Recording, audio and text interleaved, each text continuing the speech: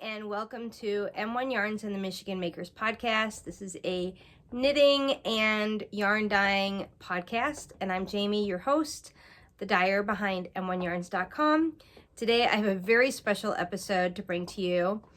We're hitting the road and we're going to a brand new yarn shop in downtown Detroit. I would like to give a special thank you to my patrons over on patreon.com whose financial support helped make this possible.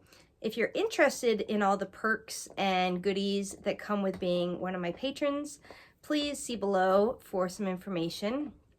And again, a big thank you to my patrons.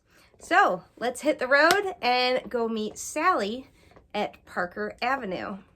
Feeling good, got it all. It's recording now. Yeah, I swear it was recording before. I know, I really thought so too. That's all right. Okay. I always start with some sort of blooper, so it's just part of the course. Yeah. Welcome. Thank you. Thank you so much for having me. Please introduce yourself. I'm Sally, owner of Parker Avenue Knits, which is a verb, because that's what we do. We knit, we crochet, we do all things fiber. We're here, downtown Detroit, Shadow and Rinson, 1578 Franklin, just off of the end of the DeQuinder cut. So, oh, it's such a beautiful area, centrally located. Yeah. You could not have picked a better location. It picked me. And there's free parking. Yes. There's plenty of parking, which is always nice. Yeah. I mean, it's a walkable community right here, right off the river. It's beautiful. People are very excited. It's been great. It's been a lovely month, almost 5-6 weeks now. So you opened right after Christmas. Day after Christmas, Boxing Day. This was my present to myself. So, oh, congratulations! Yeah. It was a lot of people. You can't do it by yourself, but No. There was a lot of people helping me out, and we pulled it across the finish line. And it was an amazing grand opening. Yes, we did. We had it was just fun. Yeah. It was a lot of fun. Yeah. I've heard a lot of great buzz about Parker Avenue in the local knitting and crochet community. And I know that a lot of people are just excited to have a yarn store in downtown Detroit. Much needed. For sure. And I think it's been really evident so far, just in the month or so that you've been open, the community is really the focus of your shop. Talk about that a little bit. Yeah, absolutely. As I tell people, I always say welcome to my house when you come here, because needless to say, I spend a lot of time here. Sure. Because I like to. It's your home away and from it home. is my home away from home. But I want it to be theirs too. I always say to people, get comfortable, shop around, and people take their coats off and, lay them on the furniture or hang them. They see a coat rack, they hang their coat up. And you have great furniture in here, by the way. Thank you. It really feels like a yarn living room, which is what we all want, right? Yeah, exactly. Yeah. And I probably failed Retail 101 because I openly say so that, people don't go back and whisper behind my back. Yes, I know. I gave up a lot of shelving real estate to create the living room, but it was important to me. As I promoted this and pitched for this business with various organizations and investors, I said, look, this is about community. This is about having a place to call home for people who knit in Detroit. I don't sugarcoat or apologize, because it'd be a little hard to hide who and what we are. Sure. We're a Black woman-owned business in Detroit, which is a largely Black city, and there was a real challenge in the lack of diversity and just kind of the vibe. And I wanted it to be a place where everyone could call home, but I don't want you to just come and go. So we'll figure it out. We're doing it little by little. Right now we have social knitting, which starts tomorrow. Starts tomorrow with our Wednesdays. Okay. But we do Wednesdays and Fridays from 5 to 7, and we have sort of a subscription model that we use. And I openly say to people, look, I hope you're having a good time, and I'm glad you're here. And yes, there's a charge because I can't keep the lights on and the heat on otherwise. But I think that's important for business owners, especially with the culture of sit and knit and how do you do and how do you balance it. I think it's really important to be upfront. And so that's what I try to do. I consider some of my early supporters, I call them my board of directors. You know, and if you like it, that's great. If you hate it, tell me. Don't put it on the internet because I don't have time to read it. And I'll never know. But tell me, and let's see what we can do. But I will say, in terms of community, I have had the most incredible experience that I never expected. We got to have more conversation. We just have to keep talking. Because if we keep talking and keep knitting, you know what? You finally get to a finished object. Some of you do. I don't know anything about that. What is it? Process versus product knitter? Yes. I don't know. But I think that goes back to what you were saying about giving up retail real estate on your floor.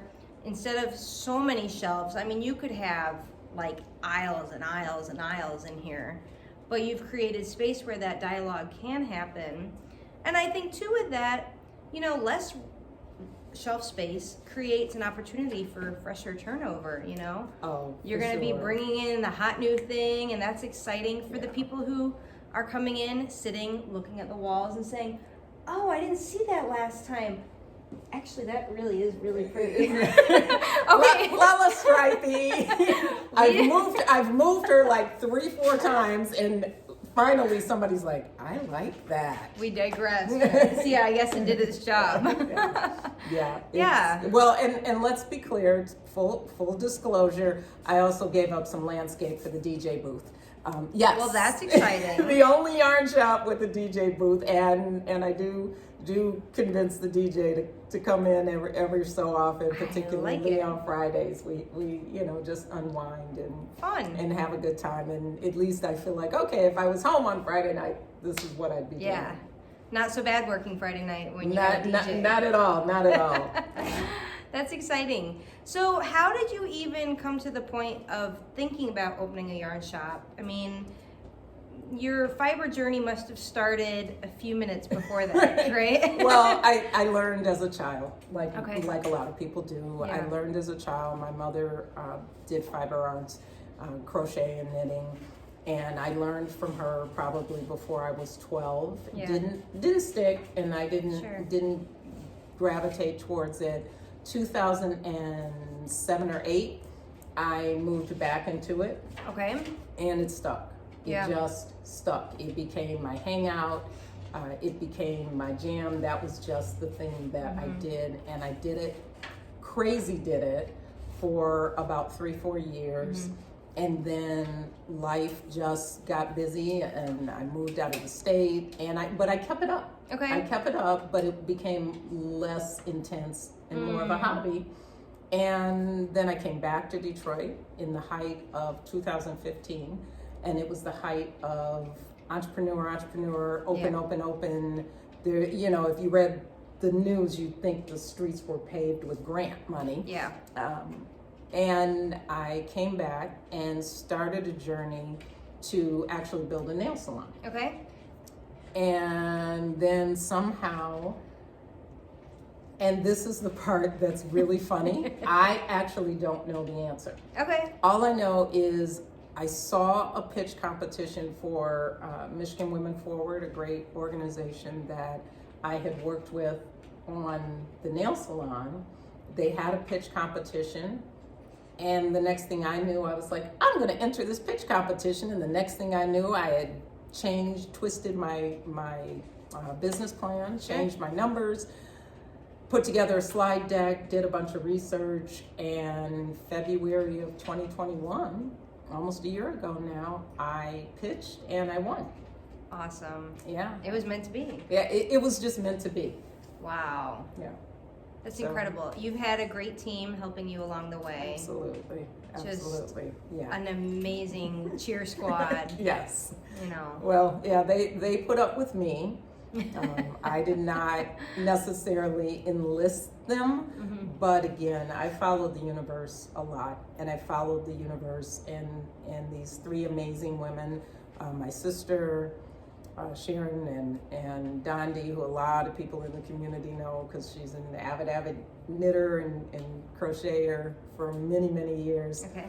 And then another lifelong family friend, Joy Watts Mosley, who's also a great crochet and knitting artisan, they just kind of barged in and said, we want this, and let's do this, and let's do that. Before I knew it, the four of us were making road trips on Saturdays. We all met up, got in the car, and drove to go to other shops because since I'd been back, I hadn't really ventured out of the general area. Okay. So we went, checked out a couple of shops, and then the next thing I knew, they just kind of became my group. But as some people, if they read the story or if they heard of it, there was an interesting twist there. And because this was my mission to grow community.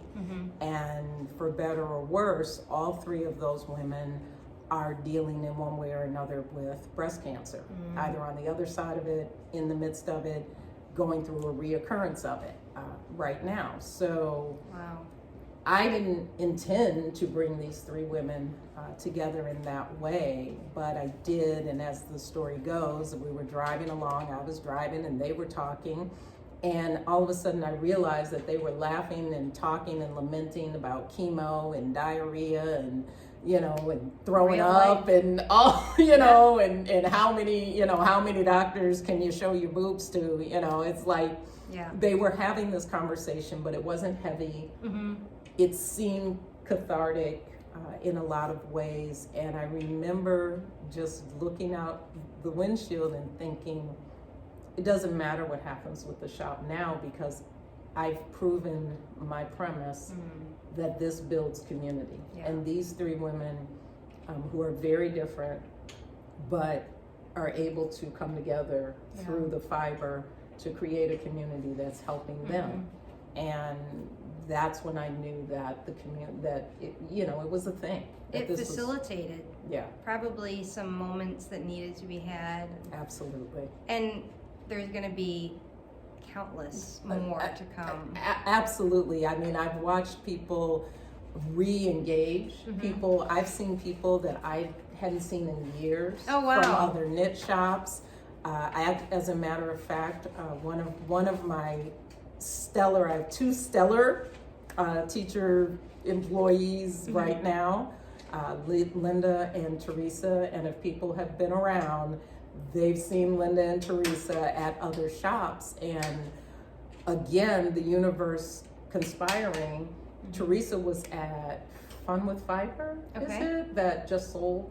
Yeah, she decided to leave the business. And that's where Teresa worked.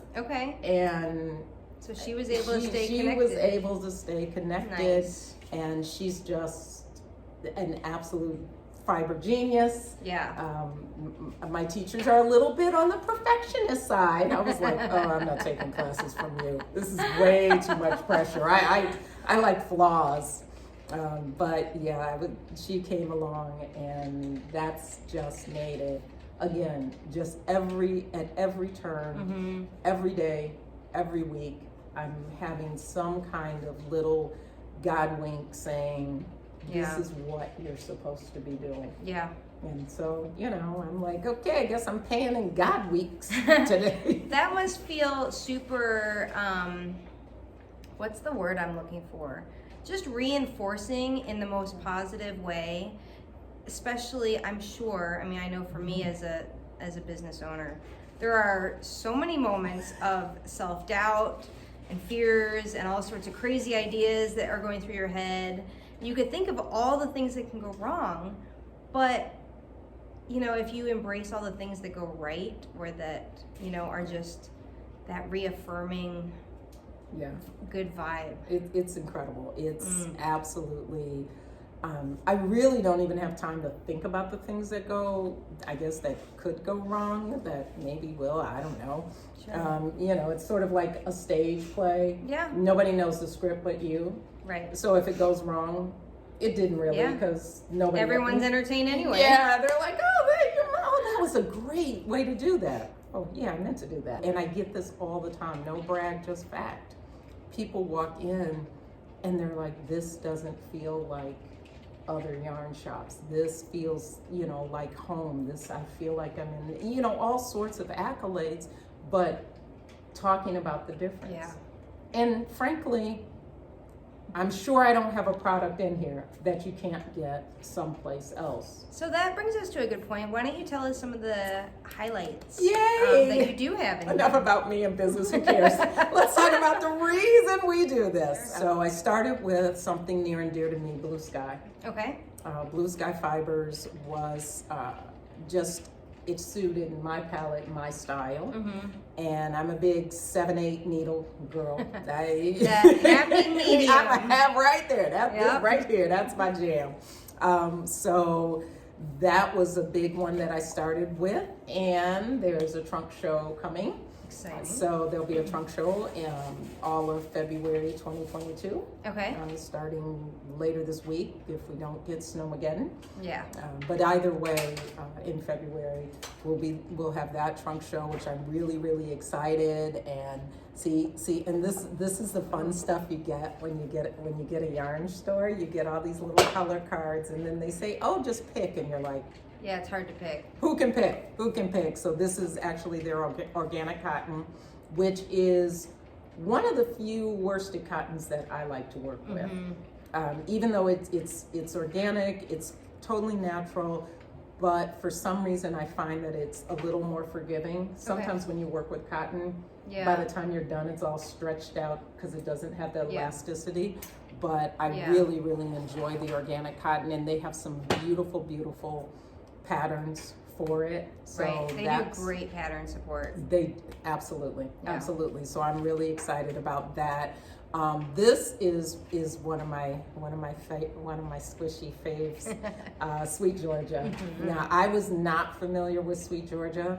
I'm not sure how I stumbled upon it, but once I saw it online, I was like, I have to have this. I have to have this. So this one is the Cash Lux Spark, and it's got just the variegated, and it's also got the see, beautiful. It's got a little sparkle, doesn't she? Look at her shine. And it's nice yardage, 420 yards, which gives you a lot of bang for your buck. Nice. So that's one of my big favorites. And then we have a good selection of Cascade products, Ultra Alpaca, Barocco's Vintage. This is another one of my faves.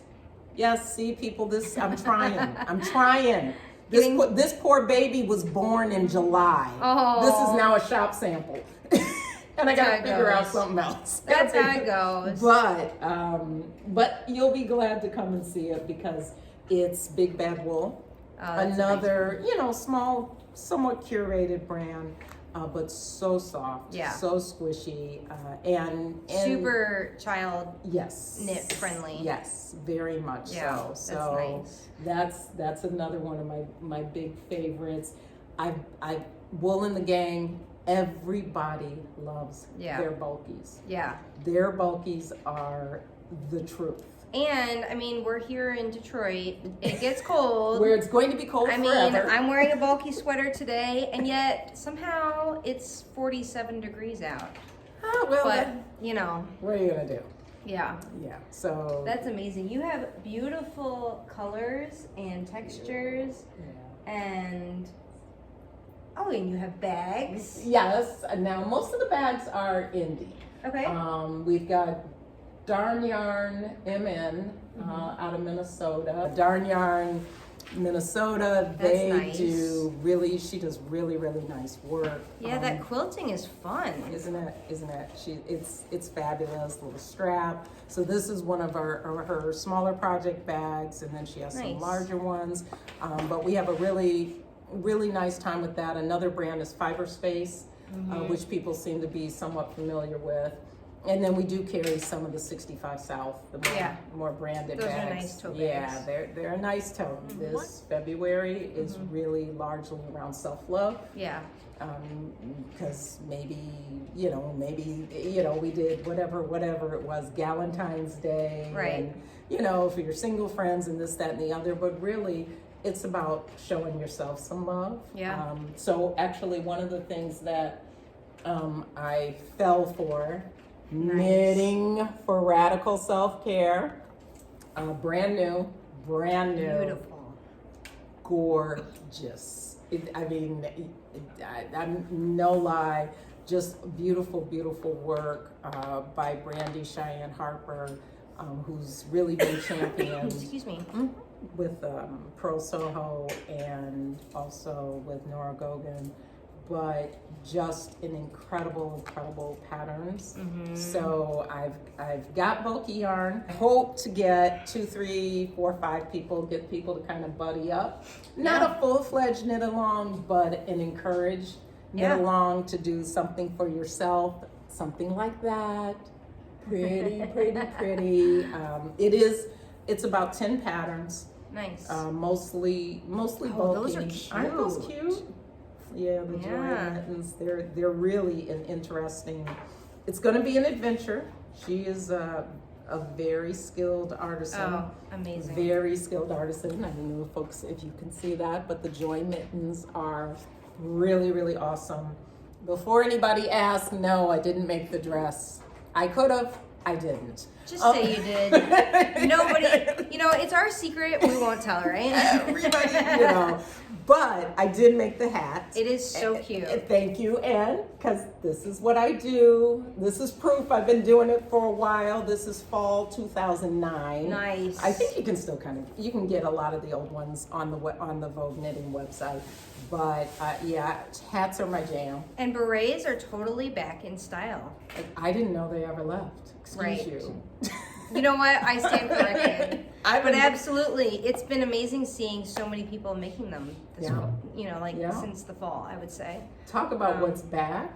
I'll tell you what's back. Granny squares. Totally. Do not argue with us. Yeah. I'm telling you, granny squares are in.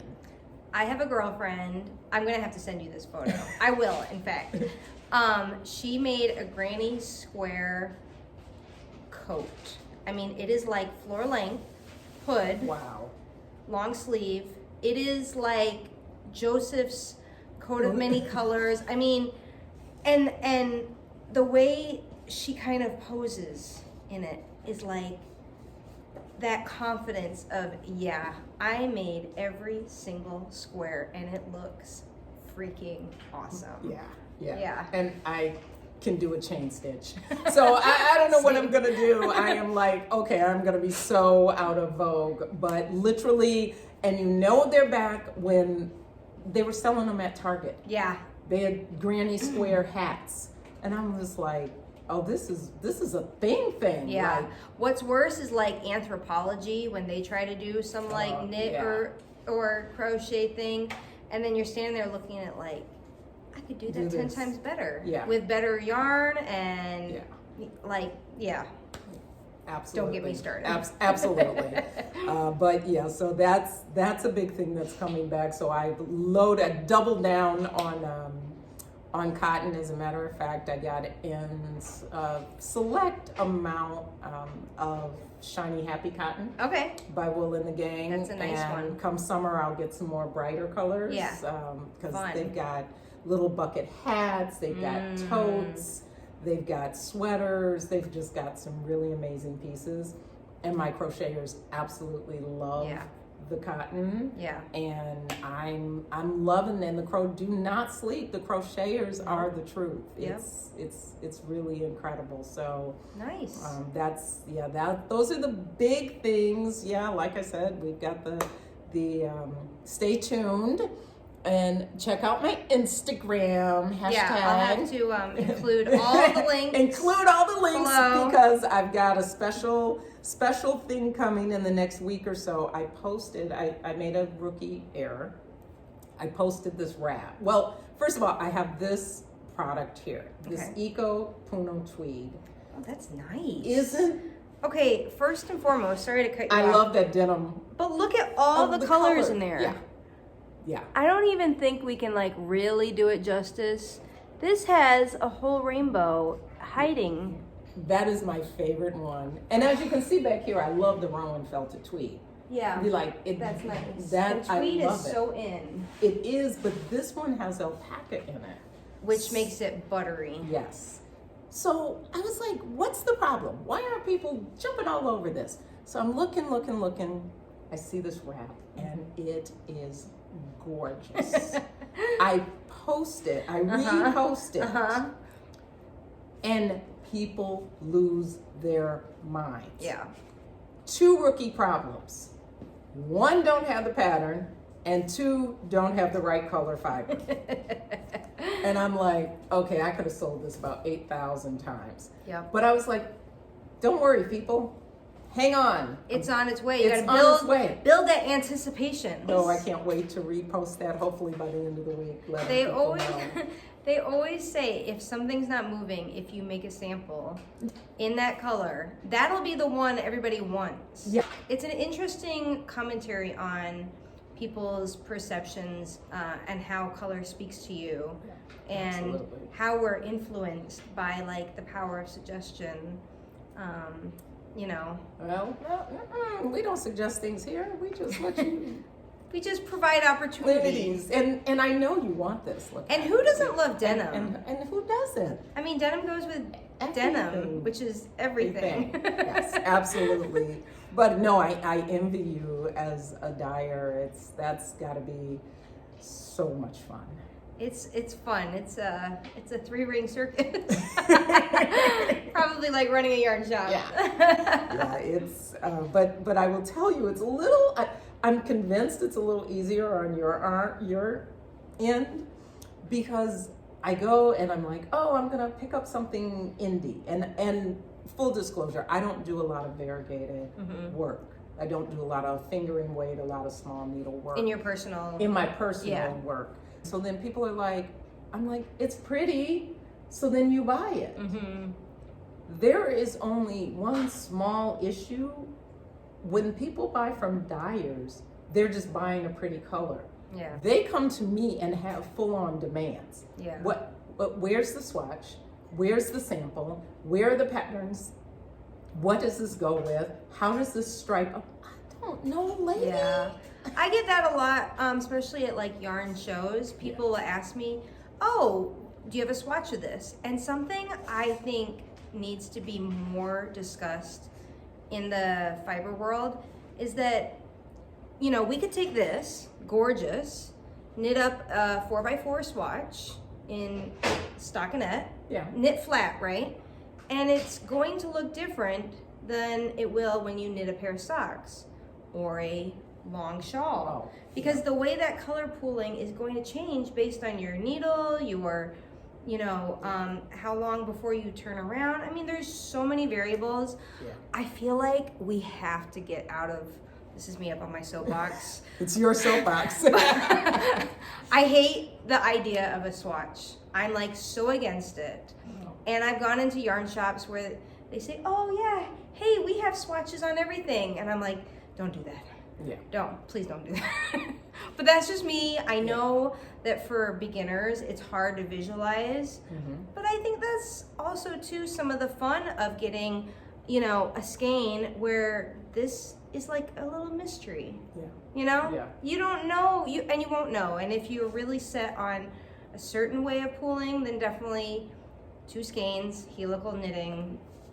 You know, absolutely. There's tricks and tips. And I don't do socks. That was last year's goal.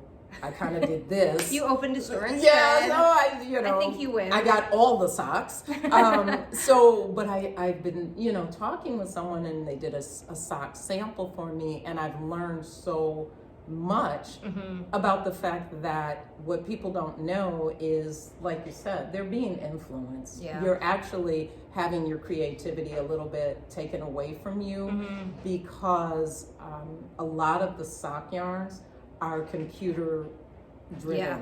They computerize it, digitize the pattern so that the socks come out the same, so that they both match perfectly straight, so that you know can get that fake Fair Isle, whatever it is. And don't get me wrong, it's great. That's absolutely the dopest thing ever. But understand that what you're asking from an indie dyer just isn't possible. Yeah. And it's almost like comparing apples to oranges. You know, there's indie dyed skein is more of a work of art. Yes. It's not, you know, a solid kind of. It's not Sherwin-Williams. No. It's Pollock. Yes. Yeah. It's art. It's art, and what we do here is art. Yeah. And so it's absolutely that kind of thing, and people should explore. Yeah. You know, we want you to explore, have fun. You're always gonna have something you can do with whatever color. It's so easy. So do you have anything in particular you want to talk about that's on the horizon maybe? What's on the horizon? Well, Malabrigo and Madeline Tosh are on the horizon. Very Yay, nice. Very excited about that. You know, with any luck and encouragement, there'll be, you know, some M1 trunking in the space. That would be a blast. That would be fun. That would be fun to have your product here and have your people come meet my people. Of course. And then they'll all be our people. Exactly. You know, our peeps as they are. So that's coming up. And then what else are we doing in February? Oh, in March, we're doing an interior design project. Ooh. I've got an interior designer and company who are going to come in and do a talk about color selection and how you pick colors.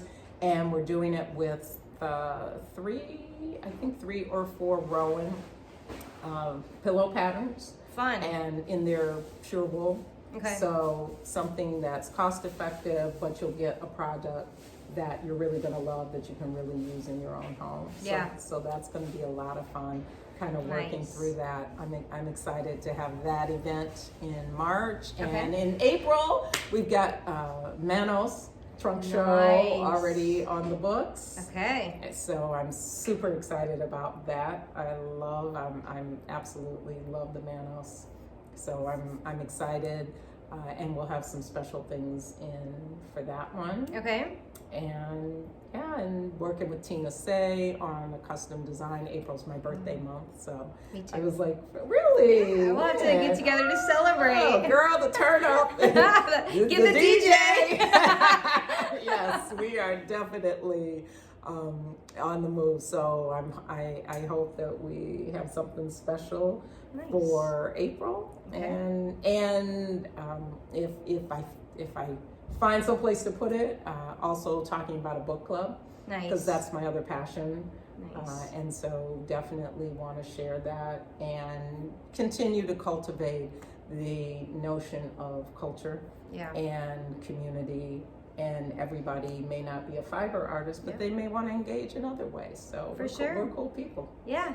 So we'll have to link everything where you can follow Parker Avenue. Absolutely. And so then you'll get in the know in real time. Yeah, because it's a lot. Yeah. It's a lot. Programming is a lot, but again, that's what this was about. It wasn't just about the yarn.